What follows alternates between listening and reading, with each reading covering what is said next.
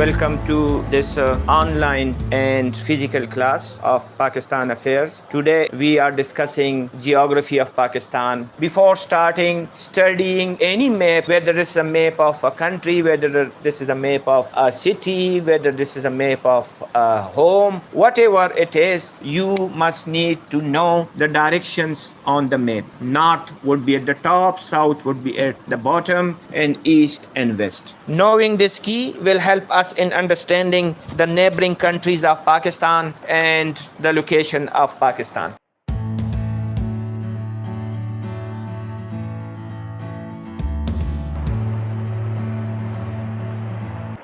تو پاکستان کے north west میں افغانستان واقع ہے. افغانستان پاکستان کا پڑوسی ہے.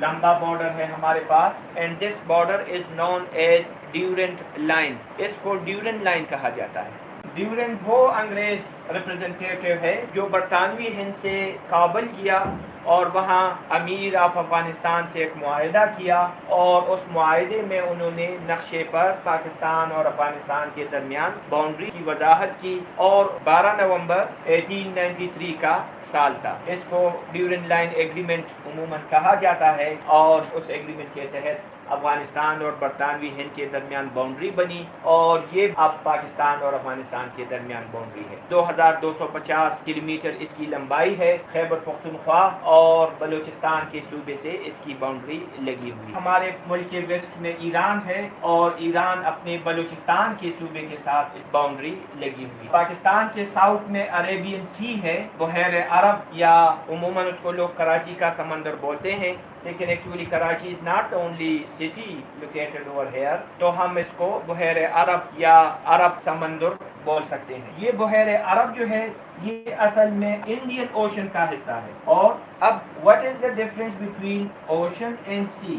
اوشن جو ہے, اوشن کو اردو میں بحر بولتے ہیں, عربی کا لفظ ہے بحر, اور سی کو بحیرہ یا ہندی میں سمندر, بحیر عرب. Ocean is the largest body of water on the globe. Globe پر جو بڑا باڈی ہے واٹر کا جو ایک دوسرے سے کنیکٹڈ بھی ہے ایکچولی, اس کو بحر یا اوشن بولتے ہیں. ایکچولی تو 3 اوشنز ہیں, تینوں ایک دوسرے سے کنیکٹڈ ہیں.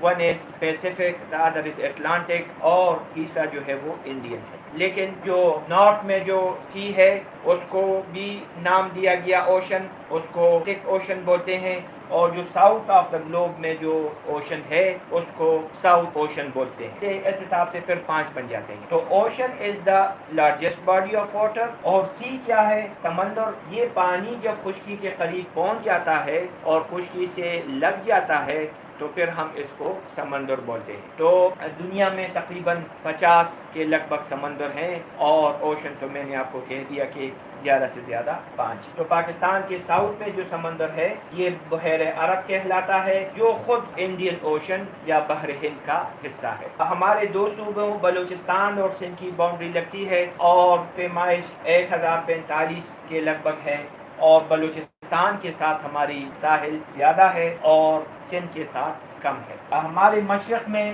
ہندوستان کا ملک واقع ہے جس کو بھارت بھی بولتے ہیں, اور اس کے ساتھ ہماری جو باؤنڈری ہے یہ 2 حصوں پر تقسیم ہے. ایک کو ہم ریڈ کلف باؤنڈری بولتے ہیں, 1947 میں جو باؤنڈری ڈرا ہوئی پاکستان اور انڈیا کے درمیان, تو اس کو ریڈ کلف باؤنڈری کہتے ہیں. یہاں کشمیر کا اسٹیٹ واقع جس پر آج کل انڈیا نے قبضہ کر لیا ہے اگست 2019 سے, اور پہلے انڈیا کے ساتھ اس کا الحاق تھا. اندرونی طور سے جموں اینڈ کشمیر کا اسٹیٹ آزاد تھا اور بیرونی طور سے یہ انڈیا کا حصہ تھا. لیکن 2019 اگست میں انڈین پارلیمنٹ نے اس کو ہندوستان کی ریاست یعنی کہ ایک صوبہ سا بنا دیا, اور اب اس پر ہندوستانی آئین وغیرہ لاگو ہے. پاکستان کا یہ کلیم ہے کہ Jammu and Kashmir is a disputed territory, اور جب تک UN کے ماتحت اس میں پلیبیسائٹ یا استصواب رائے نہیں ہوتا جس میں کشمیری خود ڈیسائیڈ کریں گے کہ whether they want to join Pakistan or whether they want to join India اور whether they want to remain independent. تو ان تینوں میں یہ کوئی آپشن سلیکٹ کریں گے. پاکستان کو یہ امید ہے کہ کشمیری پاکستان کے ساتھ شمولیت اختیار کر لیں گے. ان کی زیادہ تر آبادی جو ہے 77% مسلمانوں پر مشتمل ہے. بہرحال اس وجہ سے پاکستان اس باؤنڈری کو کلیئر کٹ نہیں بناتا بلکہ یہاں سرخ ڈاٹس سے لائن آف کنٹرول کو ظاہر کیا جاتا ہے کیونکہ اس کی باؤنڈری ابھی کنفرم نہیں ہے کہ کشمیر اگر پاکستان کا حصہ بنتا ہے تو پھر ہماری باؤنڈری بہت زیادہ ایکسٹینڈ ہو جائے گی. 2 سال پہلے حکومت پاکستان نے پاکستان کا ایک نقشہ جاری کیا, سرکاری نقشہ, اور اس میں 4 امپورٹنٹ پوائنٹس تھے. تو ایک امپورٹنٹ پوائنٹ اس میں یہ تھا کہ پاکستان میں جتنی بھی نقشے بنیں گے اس میں لائن آف کنٹرول کو ڈاٹڈ ظاہر کیا جائے. صرف ہمیں یہ ظاہر ہو کہ آزاد کشمیر کہاں تک ہے اور مقبوضہ کشمیر کہاں پر ہے, باقی اس کو کنفرم باؤنڈری ڈکلیئر نہ کی جائے. تو ہماری اتنی کتابیں چھپتی ہیں یا آن لائن ہمارے جتنی میپس ہیں اس میں یہ باؤنڈری اس کو کنفرم نہیں دکھایا جاتا. یہاں چائنا بھی واقع ہے اور پاکستان کی 500 اور سم کلومیٹر چائنا کے ساتھ ہماری بارڈر بھی لگی ہے. اب افغانستان اور چائنا کے ساتھ یہاں ایک تنگ پٹی ہے جس کو واخان کی پٹی بولتے ہیں. یہ افغانستان کی پٹی ہے, افغانستان کی ٹیریٹری ہے اور یہاں تاجکستان ہے.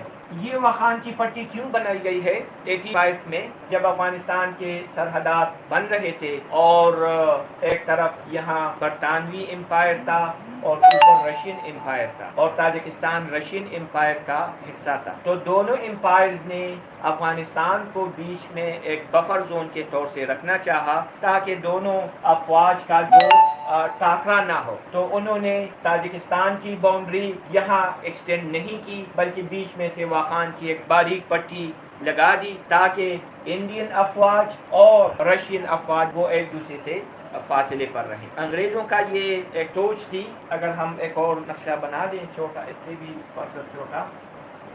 انگریز جب ہندوستان پہنچے تو انہوں نے سب سے پہلے کلکتہ میں حکومت سنبھالی یا انہوں نے اپنے اسٹیشن بنوائے اور پھر وہاں حکومت بھی بنائی. اور پھر کلکتہ سے بنگال کی سٹی ہے, ویسٹ بنگال میں ہے آج کل جو ہندوستانی بنگال ہے, اور پھر کلکتہ سے they were marching towards north west. یہاں مختلف علاقے دہلی فتح کیا, پھر پنجاب کو شامل کیا, سندھ کو شامل کیا اور آخر میں جب پنجاب شامل ہوا تو خیبر پختونخوا کے جو اضلاع ہیں تو وہ بھی پنجاب کا حصہ تھے. تو they were searching for a boundary کہ یہاں باؤنڈری ہم کہاں بنائیں, بیکاز جب انہوں نے ریور انڈس کراس کیا تو اب آگے ان کو منافع کم تھا اور پرابلم زیادہ تھے. زرخیز زمین جو پنجاب اور انڈیا میں تھی, لوگ جو ہیں وہ حامی تھے, زیادہ تر جو سرکردہ لوگ تھے, نواب وڈیرے وغیرہ, یہاں ان کی لیے پرابلم زیادہ تھے. جب یہ ریور انڈس کراس کر کے عباسین کراس کر کے خیبر پختونخوا کے علاقوں میں پہنچے تو they were searching for a boundary. ان کو باؤنڈری کی تلاش تھی کہ وہ سٹاپ کہاں لگائیں کیونکہ وہ اور آگے بڑھنا نہیں چاہتے تھے. کیونکہ دوسری طرف سے رشین امپائر جو ہے جو ایکسٹریم نارتھ میں اس کا ماسکو ہے اور اس کا ایک کیپٹل سٹی تھا اس وقت سینٹ پیٹرز برگ. تو سینٹ پیٹرز برگ سے وہ آ رہے ہیں اور سمرقند اور بخارا کو قبضہ کیا. یہ 1860 اور 65 کی سال ہے. سمرقند اور بخارا کو فتح کیا. they were near Afghanistan. اب وہ افغانستان کی طرف آ رہے ہیں. اس طرف سے برٹش آرمی ایکسٹینڈ ہو رہی ہے. تو دونوں میں ایک خوف پیدا ہوا کہ وہ اوپر سے آ رہے ہیں اور یہ ہم تو کہیں آپس میں لڑائی نہ ہو. ہوشیار لوگ تھے, مقامی اور کمزور لوگوں سے تو لڑتے تھے لیکن آپس میں لڑائی کا کوئی موڈ نہیں تھا. بہرحال وہ اس ریجن پہ غلبہ حاصل کرنا چاہتے تھے اور ہسٹری میں اس غلبے کو گریٹ گیم کہا جاتا ہے. پریکٹیکلی انہوں نے قبضہ نہیں کیا لیکن افغانستان پر یا ایران پر انفلوئنس کس کا ہوگا اس کی ان کی جو اسٹرگل تھی, دس از نون ایز گریٹ گیم. اب ہندوستان نے ایک تو افغانستان کو بفر زون رکھا, ایران بھی سم ہاؤ بفر زون تھا اور یہ واخان کی پٹی بنا دی. انگریزوں نے یہاں ریاستیں بنائی, کشمیر کی ریاست, پھر چترال, دیر اور سوات کی ریاست, پھر ٹرائبل ایریا اور پھر یہاں ریاستیں بلوچستان کی قلات اور مکران اور لسبیلا وغیرہ. تو انہوں نے گریجول باؤنڈری بنائی. پہلے کمپلیٹلی بفر زون رکھا افغانستان کو بیچ میں, پھر یہاں ریاستیں رکھی اور یہاں بیچ میں سے فاٹا رکھ دیا تاکہ روس کے ساتھ ان کی باؤنڈری لیئر بائی لیئر ہو اور کنفرم باؤنڈری نہ ہو۔ بہرحال پاکستان کے نارتھ میں تاجکستان ہے جو ہم سے تھوڑے سے فاصلے پر واقع ہے، اور بیچ میں سے افغانستان کا علاقہ ہے واخان، بڑا رف ٹرین ہے، پہاڑی خطہ ہے، اور بدخشان ان کا صوبہ ہے، اس صوبے کا حصہ ہے۔ اب اگر ہم پاکستان کے صوبوں کی بات کریں تو پاکستان میں 4 صوبے ہیں، خیبر پختونخوا، یہ بلوچستان بہت بڑا، پھر سندھ اور پنجاب اور یہاں کشمیر اینڈ گلگت بلتستان، جو یہ 4 صوبے ہیں۔ اسلام آباد کیپٹل ٹیریٹری جو ہے وہ یہاں پہ ہے۔